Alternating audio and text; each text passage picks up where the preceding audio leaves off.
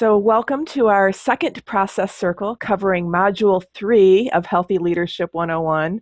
I have to remind myself, what class is this? Since I teach a couple of them, but hopefully you all had a chance to see the video, the healthy congregation and the anxious congregation. Online with us, we have Reverend Kimmy from Detroit. Stacy, where are you from? I'm from May Memorial, Syracuse. May Memorial in Syracuse, wonderful. We have Sharon from Cleveland, from Southwest and North Royalton, Ohio. Francisco, where are you from? I'm from Schenectady. Schenectady, great. Deborah?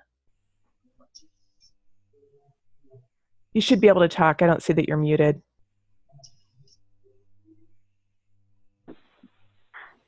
Can you hear us, Deborah? Maybe not. Catherine, where are you from? Oh, we can't hear you either. Darn. Oh, she's from Schenectady. She's from Schenectady also. Okay, great. Now can you hear me? I can hear you now. Yeah, you're a little bit faint, but so if you share a little bit later, you'll want to speak up. Okay. Sonia, where are you from? Oh, I'm from Pittsburgh, Pennsylvania. Great. Terry, where are you from? Rockville, Maryland. Rockville, Maryland. Lisa, where are you from? Oh, let me unmute you. Okay, go ahead, Lisa. Can you hear us? Schenectady. Schenectady, great. Our right, that's Rosemary also, right? And Rosemary's from Cherry Hill, she said. Yes. Gary Davenport is from Youngstown, Ohio. Margaret's in Schenectady. Jerry, where are you? You're from Schenectady also, right? Yes. Wonderful. And Terry Barr, where are you from? The UU Congregation of Rockville. Rockville, Maryland. Great. Oh, you're there twice. I'm sorry. Sorry. I spelled your name wrong, as you can see. Oh, okay, Let me okay. fix that. I gave you a Y instead of an IE. I should have asked that. Okay, well, great. Welcome, everyone. I love having people from all over the country. This is a lot of fun. So we're going to have a chance to talk about that video, the healthy congregation and the anxious congregation. So I'm hoping everyone had a chance to see it. It's old, the 25-cent Coke machine, the big clunky phones. But I wanted to just start out asking, like, what were some of your general impressions of the story and the difference between the two congregations? And then we'll get into our discussion questions.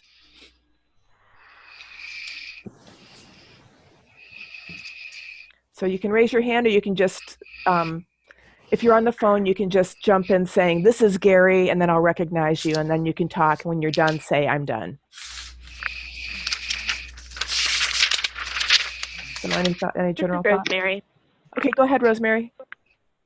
I did get to see the film last night. It was really helpful to see the different ways that people can approach different topics, and really trying to remember to stay focused on what the background was of how you got to a decision, and keeping everybody in the same loop, because I think it's easy in our congregations that you deal with what's right now, and it's hard to always go back to how you got to your decision. I'm done. Good, thank you.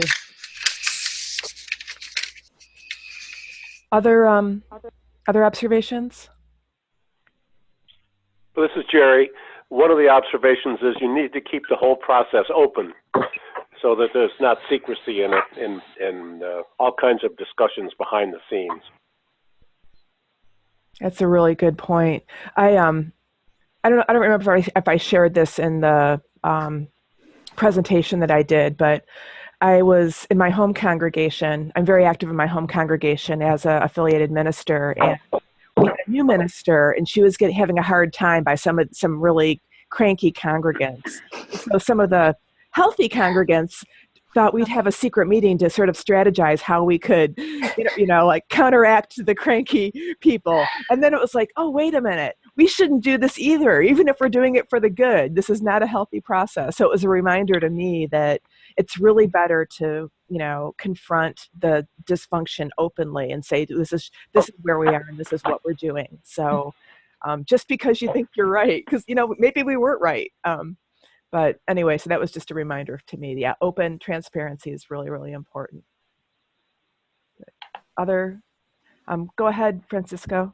I was just going to say that even though it was very obvious that, the video was very obvious in the way they did things, I mean, it's the subtle points in it that really brought it to mind, because even though she was the one former president was very obviously the anxious person who tries to bring in all these problems, it was interesting that one or two of the little points of that can be just as devastating for a group and without having to be as obvious as that. So I thought it was very interesting just to see it. And then she still was not going to let it go. And so it was very interesting that having to deal with that person without triangulating was so critical and so interesting to see. So just right. And to have everybody say, well, we're still moving forward, even though you're not happy about it. Yes. Yeah. And that's really hard to do, especially in small congregations. Did anyone see on Facebook? This was amazing. The Iowa City congregation just voted to leave their 100-year-old historical building in downtown Iowa City, which has been way too small for them and just not, it's beautiful, but it's just not functional for today's ministry.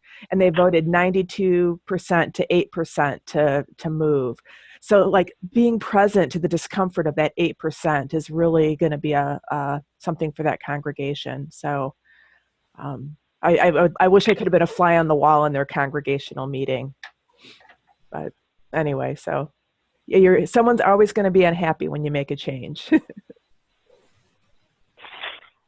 So for the questions for discussion I had is, have you seen any similar situations or that in your own congregation? And how did you respond? And what did you learn? What might you do differently now that you've, seen this other congregation and the difference between being healthy and being anxious?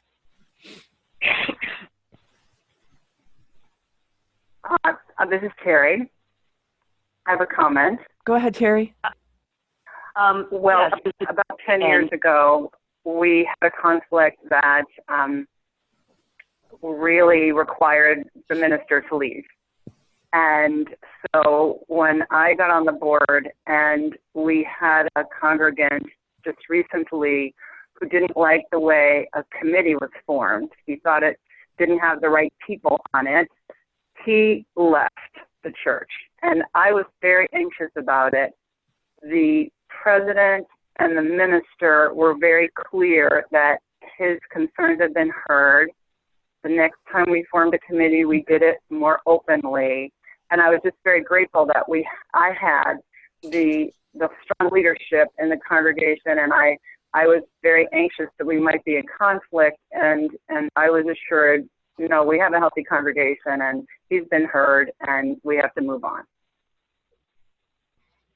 That's a good example, because you sort of brings up the feelings, oh my gosh, there's somebody who's no longer part of the community, and sometimes that's appropriate, and the being able to discern the differences in the situations is helpful, which is good. Someone joined us, the 419 number. I muted you for a second there. So who is that with the 419 area code? This is Carrie. It talks from Toledo. Oh, great. Welcome. Is it Carrie, Carrie? No, it's Terry, Terry. Oh, okay, Terry. Great, welcome. It sounds like you have a dog in the back. If you want to mute yourself on your phone, that would be helpful. And then just unmute when you want to talk. Actually, that was my coughing, but I will try to mute myself. Oh, okay. Never mind then. So any other similar situation stories that people have? Well, we've tried all kinds of different ways of dealing with conflict, and I tend to be a pretty conflict-averse person, so I have to work really hard to look at it when I see it, because I see it. I just want to avoid it. So we've tried doing some offline between two people who are having conflict conversations. And I don't know if those could have gone into a bigger setting without getting nastier and people taking sides. And when one of the persons decided that they didn't any longer want to engage and pulled out, it didn't help the situation at all. So we put this process in place. These two people came to talk. We had somebody, not the minister, somebody else doing the conflict resolution with them. They'd had a couple of meetings, and one of the participants said, "This is expletive. I'm not going to spend any more time on this." And so at that point, then, when they disagree in public, it is destructive. So would it have been better to take that from the very beginning into a public setting? It's hard to know. Yeah. That's hard.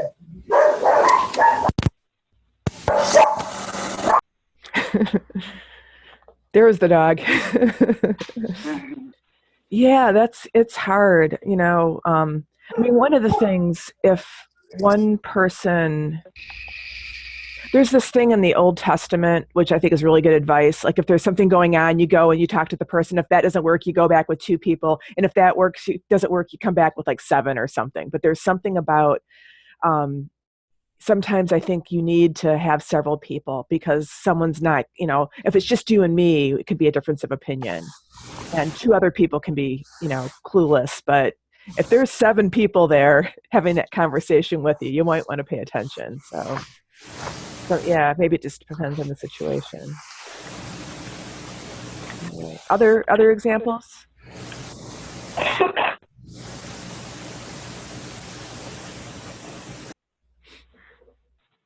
And a couple of you, if I hear background noise, I'll mute you. So you might need to unmute yourself, just an FYI.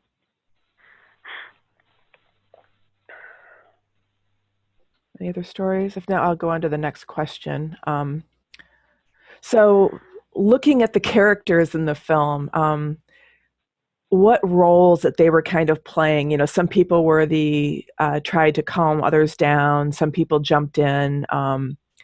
Do you find yourself ever playing one of those roles in a conflict? And, or maybe is there someone in your congregation who tends to play that role over and over again? So like the woman who was anxious in both versions of the church. I love the way she was like, I've got all this power and authority.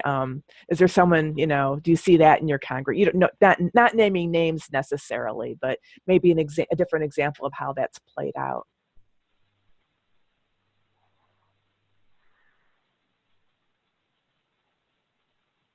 This is Rosemary. Go ahead, Rosemary. I think we do have times where that happens in our congregation, and some of the times is actually it tends to be people right now that are previously had roles of authority, so maybe we're previous board members, or it's kind of the unofficial authority that I think is the harder one for us to deal with right now. That so people listen to them and we want to, pay attention, but it becomes that they have more power than people that are currently in elected positions is a challenge. Mm-hmm. So one of the questions is, how do they recognize they have power, and then do they use it in a way that's helpful rather than hurtful for the congregation? Sometimes it's some of both, but yeah, it's a challenge. Because, it's not every congregation, but a lot of our UU congregations have this allergy to authority. So we don't want to invest authority into certain positions, but then we have kind of underground authority that happens. So there's people who are opinion makers. And like in small churches, they kind of have a role, the matriarchs and the patriarchs in the small congregations. That's kind of that's the glue that holds the church together. And it's also the lubricant that keeps things going. Where in larger congregations, I think it's almost good to recognize them as elders, like they're not governing right now, but they sort of have this authority, convening authority, I've heard it called. So they have the ability to, people listen to them in a different sort of way. So like getting them to recognize that is helpful and invite them to use that in ways that helps the congregation.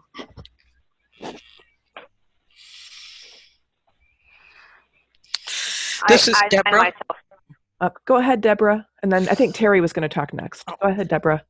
One of the things that came to mind is how important being intentional is then. That I can't do this without being intentional in my understanding of the situation and seeking information and becoming educated in a constructive way, not where I'm taking information through complaints and positioning. And then the idea of actually doing something intentional in reconciliation.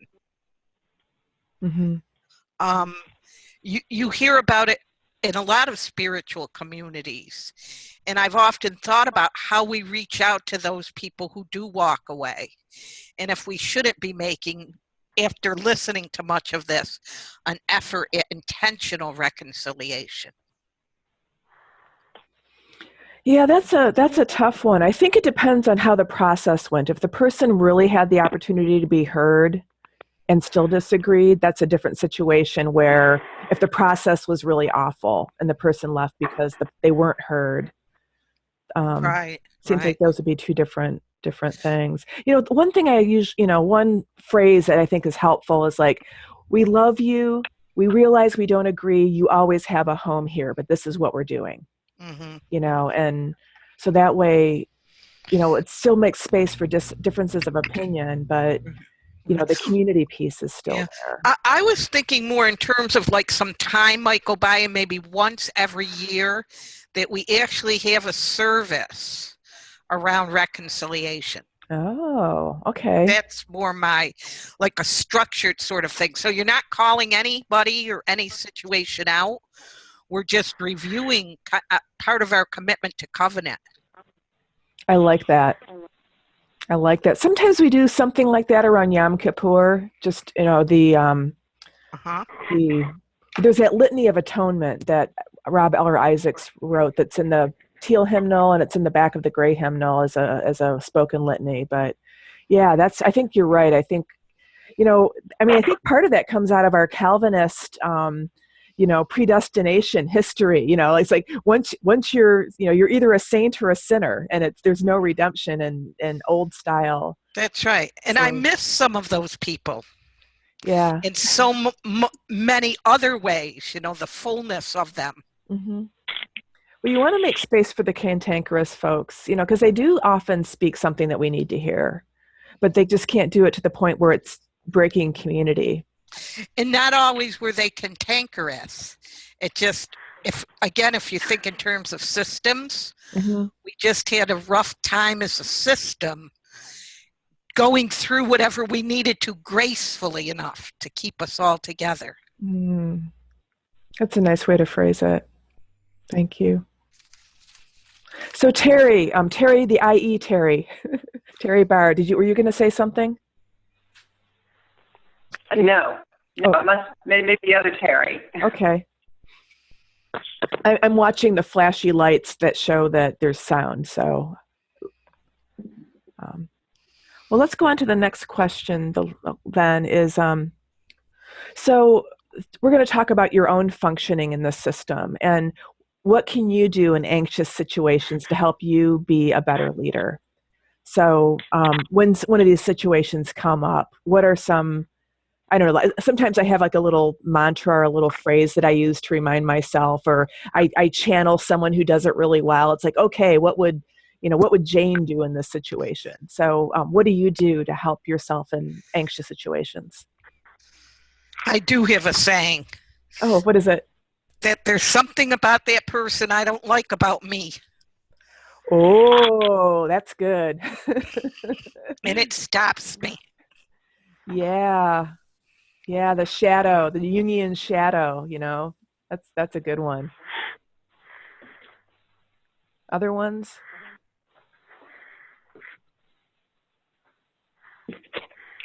Hi, Hi, this is Terry. I just remind myself to listen, and it helps me center, and that's all. That's good.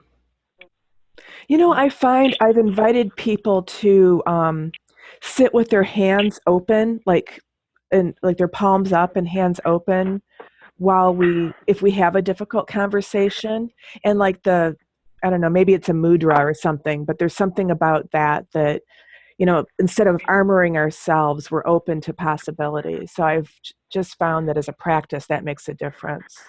Lisa, I see your hands up. Go ahead. One of the things that I try to remember is I remind myself that everyone else is enlightened but me, and they're all here to teach me something. And I approach it as an opportunity for my own growth, although I am not above wishing other people would be open to growing too. That's honestly, it's sometimes, and especially in our church, is one of the places where I found that people, it's beautiful how strongly connected we all are to our convictions. However, sometimes just because people say they've agreed to listen, it's kind of hard to actually witness it. Mm-hmm. So I try to, and even that, so it's one more thing that I can try to grow with. I don't know, that's one of the things I wanted to bring to this call. It's like in the healthy leadership, when the people that you're working with are in their trance of role, how do you invite people to break out of the trance in an inviting way? I guess that's my thought. Mm-hmm.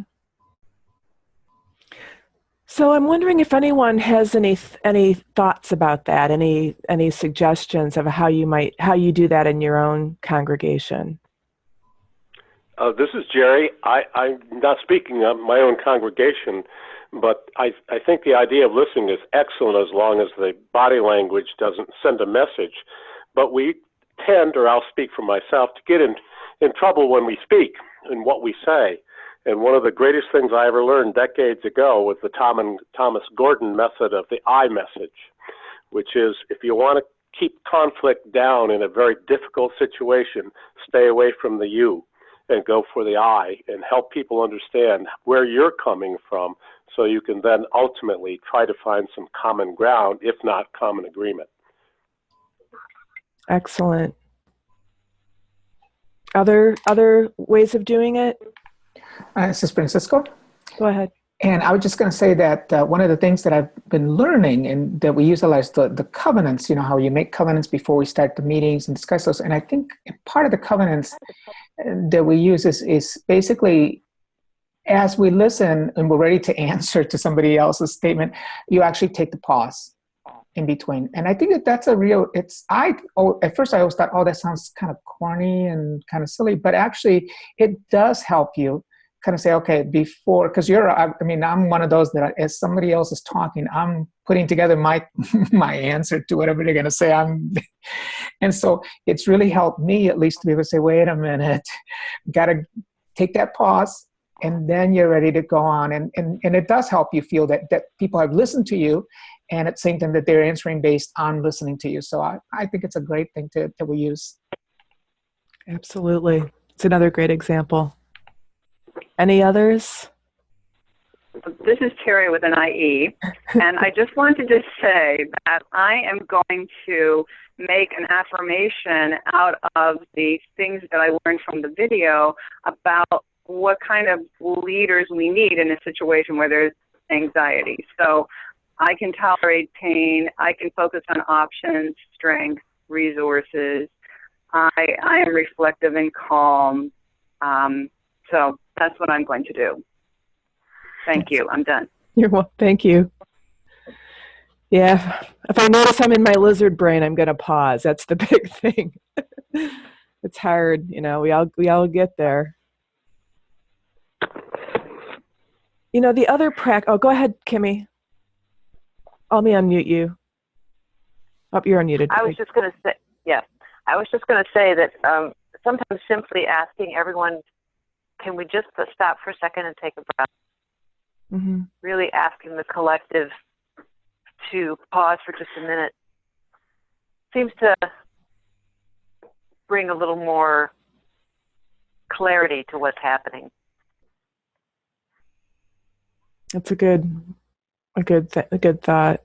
It's creating that space between like what you're taking in and then what you give back out. And like I think part of what the church, our religion's job is to help make that space bigger, so we have more of a pause and we're able to be more thoughtful. The small group ministry practices, I think when a congregation has a lot of people doing covenant groups where you do the one person sharing at a time, listening deeply, the pause in between just creates a culture of deep listening as well. So I'm a big proponent of that in our congregations.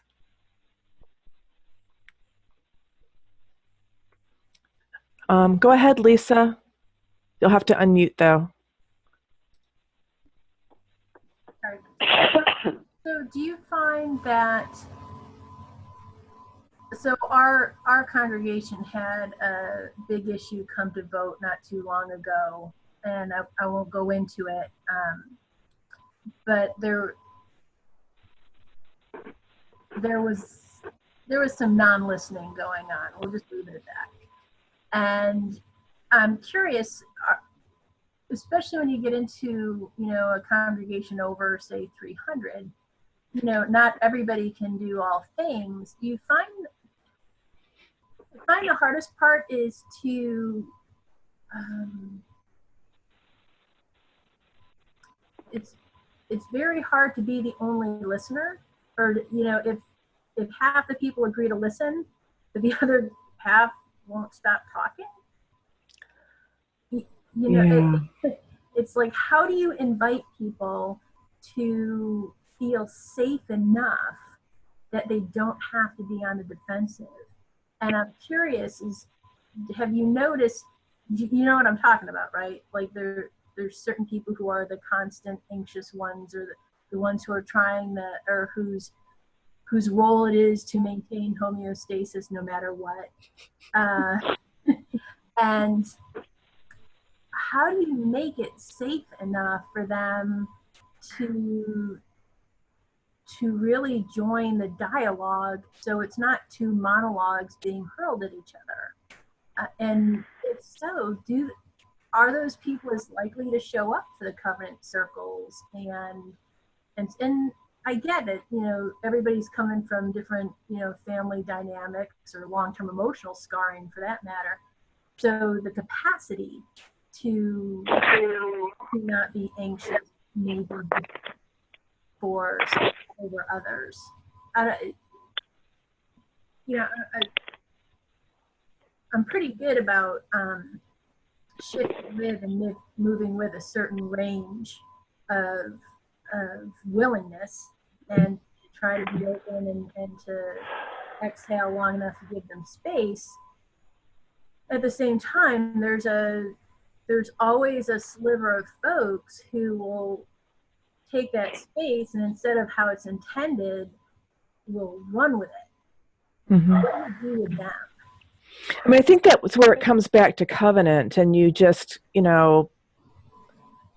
be clear that when we're together, this is how we're going to be together. And, if you talk a lot, you'll be asked to not talk so much. And if you don't talk so much, you'll be asked to step up and share, because we want to hear from you too. And the strategies are different. A big congregational meeting, it's harder to control.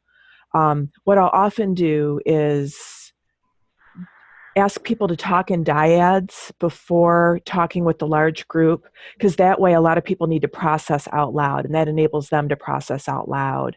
And so that reduces how much they need to talk in the larger group. So there's, some are facilitation strategies, and it just depends on the group and their maturity level in being able to do that. But Oh,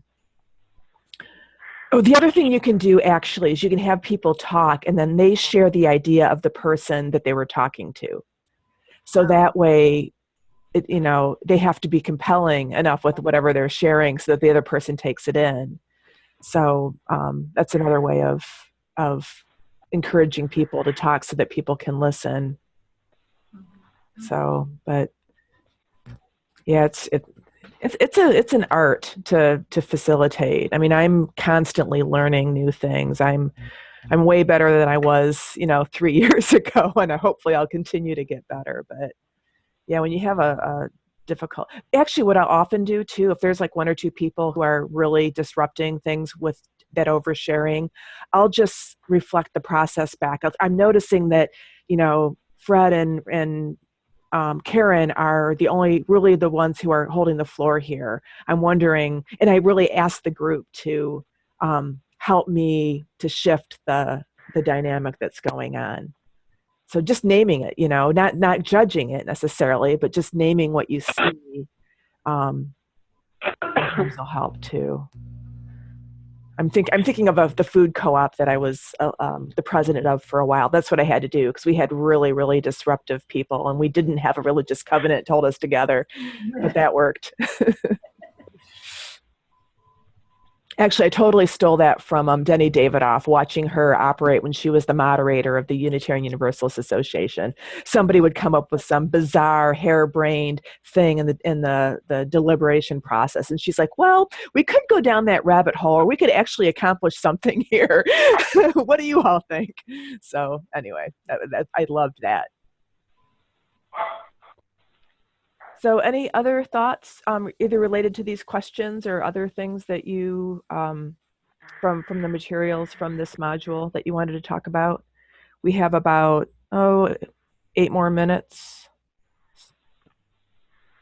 Am I muted? Can you hear me? I can hear you, Gary. Okay, this is Gary from Youngstown. We're managing overall a lot of big change in the congregation, but bringing newer and mostly younger families into the congregation, and there's some pushback on doing things in different ways by our older and longer standing cohorts. And so that's kind of the stage, and then there's been a few conflicts, and it comes down to like people doing things that end up in the same effect, but they didn't use the same exact process as others have been familiar with, and there's been some disruption. And so I've been reflecting on like what we've been reading about, and I've kind of just kept my mouth shut and listened a lot and tried to figure out like who is taking on what role in the different conflicts. But we had a sermon about long haulers in the church, people that are in for the long haul, and they do a lot of work even when it isn't fun or energizing. And I was just struck, and I'm still kind of struggling with this. I was kind of struck that a couple of the people that are the hardest workers are also have the most complaints. And I wondered if anyone else was like, it sounds like everyone else is steeped in congregational conflict, but what's the reflection on someone that often gets the floor and often brings the same complaints to the floor, but never seems like they got what they needed out of that? There was no catharsis for them. Does that make sense to everyone? Yeah. Anyone have any thoughts for Gary?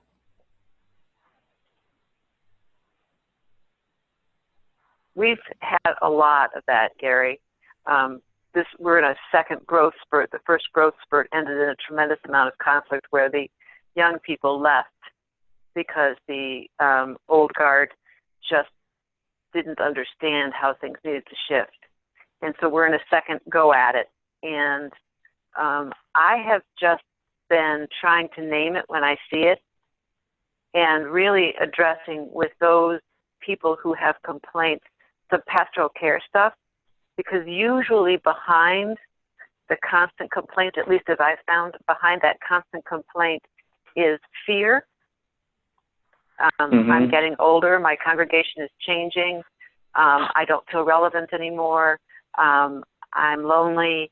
There's just a whole bunch of, so that has helped some. It has not fixed things, but it has helped me to understand that, oh, the reason this person is over-functioning and really acting like an idiot is because he's got a health issue that he doesn't know how to deal with. So how can I help him pastorally to deal with that health issue? And that will take him out of over-functioning in the system. And that's really been a lot of work, but it has, to a large extent, worked this time. That makes a lot of sense. I kind of heard that, like, whether or not it's tied directly to changes within the church, there's some kind of hurt or fear or pain that someone's dealing with that has to be at least thought about, if not gotten to in a productive way.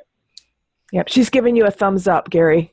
Go ahead, Francisco. Francisco has something to say also. Just real quick, I was just going to ask, even though, I mean, this is a learning process for me also, just wondering, again, the role of the leaders in terms of doing you mentioned that you had some people break into diets and talk that way. And I almost wonder if the leader could not, the leaders in whatever group they're having this kind of conflict, turn towards that person and help, basically make sure that they can get heard again. And if they're heard by the leaders, usually it kind of helps settle some things down. So just learning from what I'm seeing, and it sounds like that might be helpful. Then again, some people, you can't make them happy no matter what. So, but I just think it's interesting. Right. I think if you hear the leaders talking, the leader, what people view as the leaders, I think it helps making you feel like you've been heard. So just an interesting thing. This is Deborah. Go ahead, Deborah. I think sometimes, though, we have to own it as a wider congregation and a wider system. Sometimes we like those overachievers. We don't have to worry about this task or that task, or something especially unpleasant kitchen work. The people who'll always be in the kitchen up to their elbows after the big potlucks. And so we have to watch that we are recognizing that and not just saying that we see what you're doing, but sometimes we have to say, you're doing too much and we're not sharing that task with you. Yeah. And when you balance that power, it will bring more balance of power into the other arenas that you interact in. Yeah, I mean, you definitely need to, when you're gaining your own authority in your congregation, and I sort of think of that, when I was a newcomer at my congregation through, they ordained me. So that's a pretty good, trajectory. But doing things like, it makes a difference if you do the dishes after an event, and you really build relationships doing that too. That's the other thing. And it makes a difference not to leave certain people to Yeah. always clean up afterwards, who then have those complaints. Right. So that's what I mean about the sharing of that. Yeah, I mean, it's there. I took a class this past week. The Ministers Institute had a course with a mega church pastor who grew the church from a little church to a huge church, and he talks about becoming a member, not just becoming a leader, but becoming a member is taking off the bib and putting on the apron. So I just thought that was a great metaphor. Once we join we could have an expectation of, once you're a member, you put on the apron. Leaders put on the apron, but just, everyone has to put on the apron once in a while. And it's through action that relationships are managed, because relationship is never cured. It's consistently managed. So I think we might be talking a little bit more about that. I think it's in the next module, not the one this week, but the one 2 weeks from now, about being connected versus being cut off. There's a tension. So that might be what you're talking about when you say relationships need to be managed. It's an interplay between being too close and being too far away. Close enough that you know each other, right? You got to play together. That's so important. I was with a congregation this past weekend, and they worked really hard all weekend, but they also played. And it was great to see that, being able to, go out after a board meeting and, laugh a little bit and, find out how it's going. Meaningful community social action together. Yeah. Things that we'll come together around different interests. Some will be social, some will be more like we have some meaningful task we want to do together. Exactly. All of those things will build our relationship. Exactly. Good point. I had one other thought. It's Rosemary. Go ahead, Rosemary. I was at one of the community practice groups on the weekend, and one of the other congregations talked about their program that really moves towards a growth and service approach, where they really have interviews with every member and try to work towards conversation about what is it that feeds you in the conversation, the congregation. What is it that you've felt good about doing in the past? What skills would you like to learn or to share? And I thought that can also be a way to help members realize that if they do have skills or they do have things they're doing really well, to try to help focus on those and take more of that appreciative inquiry approach to when there's sort of some of these challenges that come up, to what are the things that I can really offer and do well, and how can we share those in the community so that everyone can start to kind of recognize where we're really trying to go, because it's so easy to slip back into what's not right. But if the more we can, practice the approach of knowing where do we really want to get to together, it can kind of, I think, help smooth over some of the other challenges and, help conversations be more creative and productive. I'm done. Thanks for bringing that up. It's called Growth Through Service, and it's from the church in Delaware County near Philly. Yeah. And I have links to their program in the Passing the Torch class. It's the free trial class on the Hulte website. So you can find it if you just, you don't have to pay for that. Like, take this course and it'll be in there. There's like an example of leadership development. But yeah, that's a great program. So I'm it's hoping funny. to do that. It's challenging. It's got a little bit of. It's not a pure secular humanist. It's got other spiritual aspects of it. So that's something that just to keep in mind. You might have to translate for your congregation. But it's you, which is good. So I'm seeing we've hit our 45-minute mark with the conversation. I'm willing to stay on the call if anybody has any questions, but I'm trying to keep these calls relatively short so they're not a big burden. So I will turn off the recording.